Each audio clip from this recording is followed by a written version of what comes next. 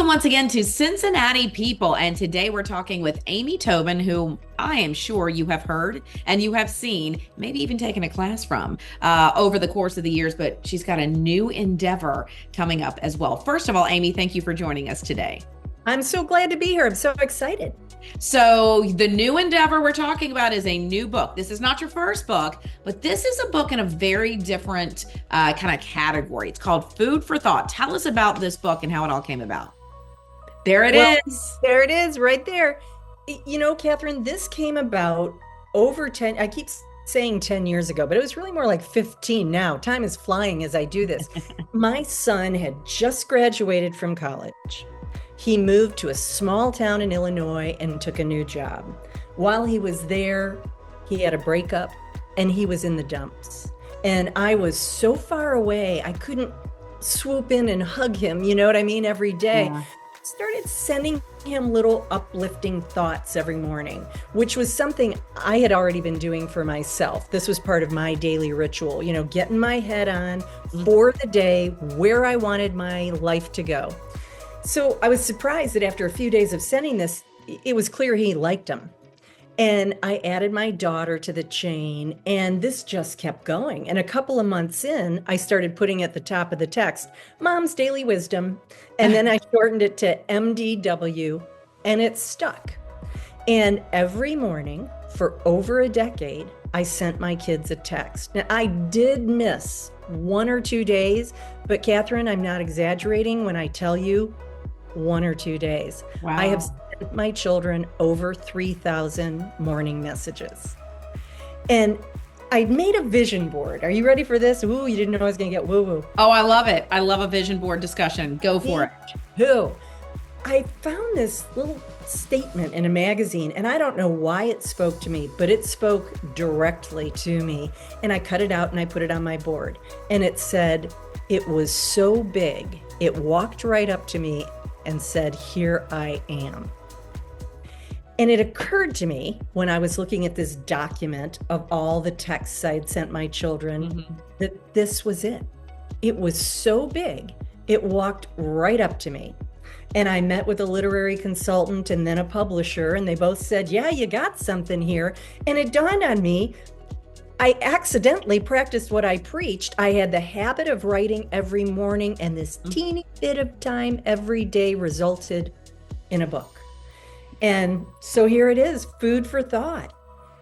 So the way it works, as I understand it, Amy, you've got those quotes or those messages that you sent your kids, and then you kind of dive deeper into what they mean and how they can be applied. I do. And originally I was just sending these quick offhanded quotes to my kids, but both my publisher and the consultant said, you really need to flesh out your intention behind them. And it's funny, when I started it, I started timidly writing, and then, I can't stop writing now.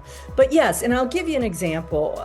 It's not a daily reader. It's not something that has a calendar date or read this on Sunday, but you don't sit down and read it cover to cover either. It's just sort of a mindset, philosophy, self-help, feel-good book. So one of the things that I always preach to not only my kids, but when I give a speaking engagement or whatever, is one of my favorite quotes. Tell me what you eat, and I'll tell you who you are. Now, a lot of people think I'm talking really just food, but I'm actually not. I wrote my life vision about 15 years ago, and oh boy, did I write a good life, right? Plenty of social time, a healthy, happy marriage, healthy, happy family, thriving career, great travel. This is my vision. Now, when I look at my calendar, does it necessarily align with what I say I'm going to do? Yeah. And that became sort of a focus for me. Tell me what you really eat, and I'll tell you what you really are. Tell me how you spend your time. It may not be in line with what you say you want to do. And so a lot of this book is getting your head in the spot of what kind of life do you want to live? Define it, outline it, and then let's do the habits that get you there. Let's have the courage is a chapter. Let's have the courage to follow it, perseverance to see it through, working on relationships. And it just became this collection of all of the traits and habits and mindsets I wanted my kids to have. And I'll tell you, food for thought, that's important to me. I present this in a way, think about this, not here's what you do. It's like, think about this. Yeah. And that has also made it very well received by my kids. Contrary to the way most authors work, you've had a 10-year focus group to look at this, right? So what have they said? What has their reaction been, your kids' reaction to how this might have impacted their lives? Well, I should also say, I don't want to make it feel like this is a book for kids, because my kids are adults. Yes, yes. But it's funny. Initially, I would get a love you, mama, good one, mama, great one, mama back. You know, when they didn't like them as much, it would just be a heart or whatever. Yeah. But I didn't realize that my kids were sharing them. Mm. And my son, one day I was late. I think I was doing something in the morning that I couldn't send it off right away. And my son sent a text and he said, Mom, the guys at work want to know where's Mama T's daily wisdom. And I was like, the guys at work, what? And John said, oh, I share them at team meetings. And some of my kids' friends have followed me on social and are supportive of me. And it's just funny. So how have they said it works? Much like when I use quotes as an outline for my speeches, which is what I do. My kids are just like audience members of a speech. They will say to me, that's just what I needed to hear today. That's amazing. It's accidental that the topic aligned with one of my children, or they will also give me stories, about how they put some of this in use.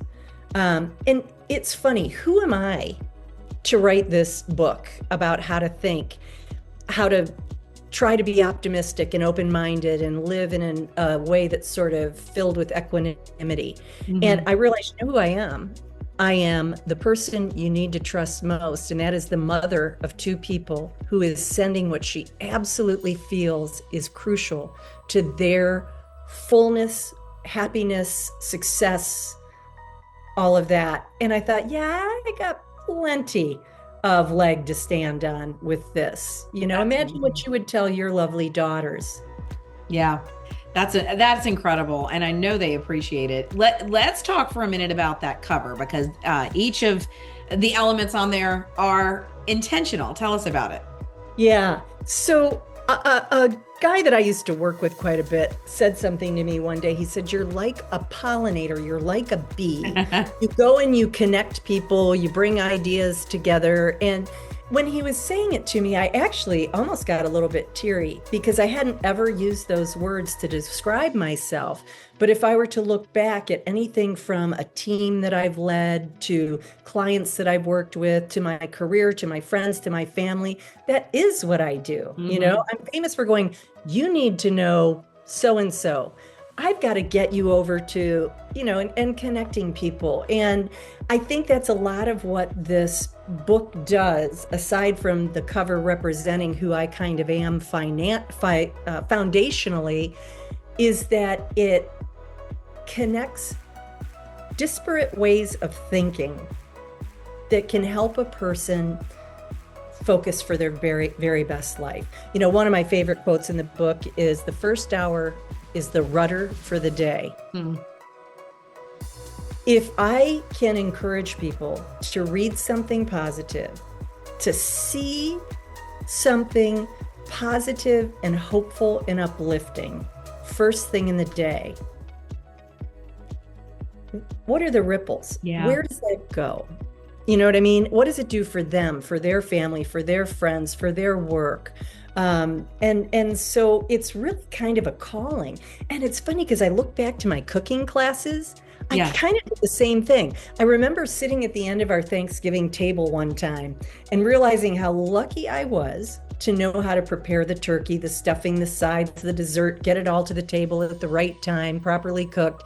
And so I would try to give that same sense of power to cooking class students. Well, here's how. Yeah. And I feel like that's kind of what I'm doing with this book. Hey, here's an idea. Give it a whirl, and I think that's incredible. And I'll tell you who else does. Cooper was so excited. He came in and sat here to I listen. see him. Did you see? I'm like, he wants Amy's food for thought. He's coming on in. But if you want to be like Cooper and learn more from Amy, you've got a series of book signings and appearances coming up starting tomorrow night. Tell us about that. Sure, at Roebling Books in Newport. And I'm very proud to say that Richard Hunt published my book, and he is also the owner of Roebling. That's tomorrow. That is in the afternoon. I think it's 2 to 3. It'll actually be a moderated discussion. So I'll be answering questions, both of the moderator and the audience. Really looking forward to that. And then I'll be at Joseph Beth.